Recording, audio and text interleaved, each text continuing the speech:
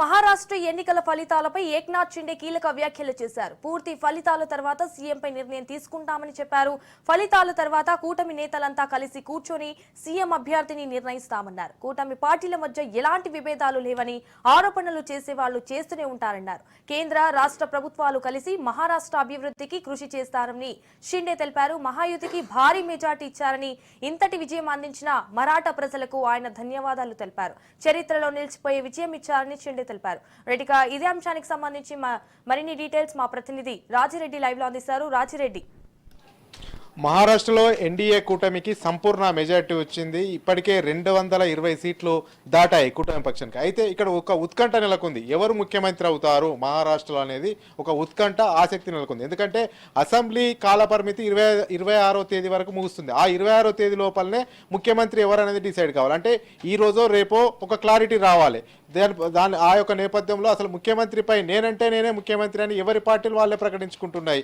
ఎవరు ప్రకటనలు వాళ్ళే చేస్తున్నారు. అటు ఎన్సీపీ అజిత్ పవార్ ముఖ్యమంత్రి అవుతారని అతని సతీమణి వెల్లడిస్తారు. అదేవిధంగా ఏక్నాథ్ షిండే అసలు లార్జెస్ట్ పార్టీ అనేది కాదు, కూటమిలో అంతా సమానమే, లార్జెస్ట్ ఫిగర్ వచ్చినంత మాత్రం వాళ్ళు ముఖ్యమంత్రి కారు అని ఆయన ప్రకటిస్తారు. అదేవిధంగా బీజేపీ ఆల్రెడీ ఇప్పటికే బీజేపీ ఎమ్మెల్యేలు కలిసి మీటింగ్ పెట్టుకున్నారు.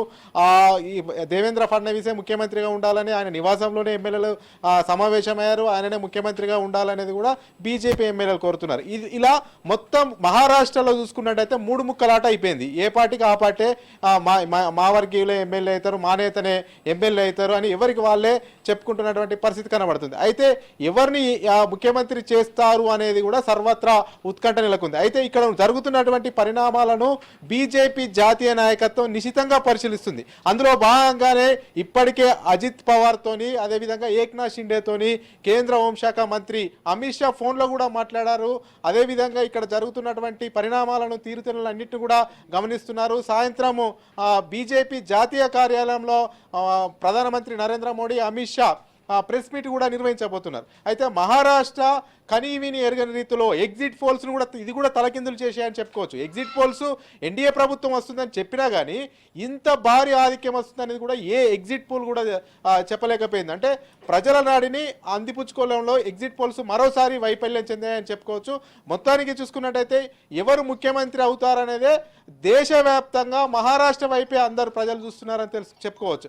అయితే ఇందులో ఈ కూటమిలో 3 పార్టీలు ఉన్నాయి. ఈ 3 పార్టీల్లో బీజేపీకి సింగిల్ లార్జెస్ట్ పార్టీగా వచ్చాయి. 125 సీట్లు బీజేపీకి వచ్చాయి. అదేవిధంగా శివసేన పార్టీకి 56 సీట్లు వచ్చాయి. ఎన్సీపీ అజిత్ పవార్ 39 సీట్లు వచ్చాయి. అయితే ఎవరికి వాళ్ళే ప్రకటించుకుంటున్నారు. మ్యాజిక్ ఫిగర్ ఏమో 145 రావాలి. ఈ 145లో బీజేపీకి సింగిల్ లార్జెస్ట్ పార్టీగా 125 వచ్చినాయి. అయితే ఎవరికి వాళ్ళు ముఖ్యమంత్రి తామే అంటూ ప్రకటించుకుంటున్నారు. మా కూటమి ఎక్కడా కూడా విభేదాలు లేవు, వర్గ విభేదాలు లేవు అంటూనే ఎవరికి వాళ్ళు స్వయంకృత ప్రకటనలు చేసుకుంటున్నారు. ఏ పార్టీకి ఆ పార్టీ కార్యకర్తలు సంబరాలు చేసుకుంటున్నారు. అయితే దీనికి ఎలా తెరపడనుంది, ఎప్పుడు ఈ కూటమి ఎమ్మెల్యేలతో సమావేశం అవుతారు, ఎప్పటిలో ఒక క్లారిటీ వస్తుంది అనేది కూడా ఒక సర్వత్రా ఉత్కంఠ ఉంది. అయితే మనకు అందుతున్న సమాచారం ప్రకారము ఎల్లుండి ఈ యొక్క కూటమి ఎమ్మెల్యేల సమావేశం జరిగేటట్టుంది. ఈ యొక్క కూటమిలోంచి ఎవరిని ముఖ్యమంత్రి ఎన్నుకోవాలని ఎమ్మెల్యేల అభిప్రాయం తీసుకుంటారు. అయితే ఏ పార్టీకి సంబంధించిన ఎమ్మెల్యేలు ఆ పార్టీ నేతనే, కీలక నేతనే ముఖ్యమంత్రి కావాలని కోరుకుంటున్నారు. కానీ వీళ్ళందరినీ కూడా ఏకం చేసి ముఖ్యమంత్రిని దేవేంద్ర ఫడ్నవీస్ పేరును తెర మీదకి తీసుకొచ్చే అవకాశాలు ఎక్కువగా ఉన్నట్లు తెలుస్తుంది. అయితే మూడు ముక్కలాట పంచాయతీ ముగుస్తుంది. ఎలాంటి వర్గ విభేదాలు లేవు. కూటమి నేతలంతా ఐక్యంగానే ఉంటారు, ఒక తాటిపైకి వస్తారు, ముఖ్యమంత్రిని ఎన్నుకుంటారు. మహారాష్ట్రలో దేశంలోనే మంచి అభివృద్ధి చేసే రాష్ట్రంగా ముందుకు తీసుకెళ్తామనేది కూడా కూటమి నేతలు చెప్తున్నటువంటి పరిస్థితి. అయితే మొత్తానికి మహారాష్ట్ర ఫలితాలు ఈ రకంగా వస్తాయని కూడా ఎవరు ఊహించలేదు. ఎగ్జిట్ పోల్స్ ఇచ్చినా కానీ బోటాబోటీ మెజార్టీలో ఎన్డీఏ కూటమి బయటపడతాయని చెప్పింది. అయితే ఇప్పుడు మనం చూసుకున్నట్టయితే ఈ ఫలితాలను చూసుకున్నట్టయితే 50% పైచిలుకు ఓట్లు ఎన్డీఏకే వచ్చినాయి. అంటే 50% పైచిలుకు ఓట్లు రావడం అనేది మామూలు విషయం కాదు. కాంగ్రెస్ అయితే మరి దారుణంగా అయిపోయింది, 60 సీట్ల లోపలనే ప్యాక్ అయిపోయింది. ఈ యొక్క నేపథ్యంలో దేశవ్యాప్తంగా ఈ మహారాష్ట్ర ఫలితాలపైన ప్రభావం చూపే అవకాశాలు ఉన్నాయని కూడా రాజకీయ విశ్లేషకులు భావిస్తున్నారు. మొత్తానికి 1-2 రోజుల్లో మహారాష్ట్రలో ముఖ్యమంత్రి ఎవరు అవుతారు అనేది కానీ ఒక ఉత్కంఠకు తెరపడే అవకాశం ఉంది. ఎక్కువగా మాత్రము డిప్యూటీ సీఎంగా పనిచేస్తున్నటువంటి దేవేంద్ర ఫడ్నవీస్కే మరోసారి ముఖ్యమంత్రి పదవి వరించే అవకాశం ఉంది అనేది కూడా పెద్ద ఎత్తున చర్చ టాక్ నడుస్తుంది. మొత్తానికి అయితే చూసుకున్నట్టయితే 1-2 రోజుల్లో ఈ ముఖ్యమంత్రి ఎవరవుతారనేది కూడా తెరపడనున్నట్లు తెలుస్తుంది. Thank you for the updates Rajireddy. डोकं आपण खाली खाली उभा जरा. अरे तिथे डोकं फ्रेम मध्ये डोकं दिसतं.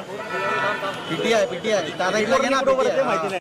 और सब हमारे जो तीनों पार्टी के प्रमुख बराबर है और उसके ऊपर जैसे हम चुनाव लड़े इस साल में ये पैसे उसके ऊपर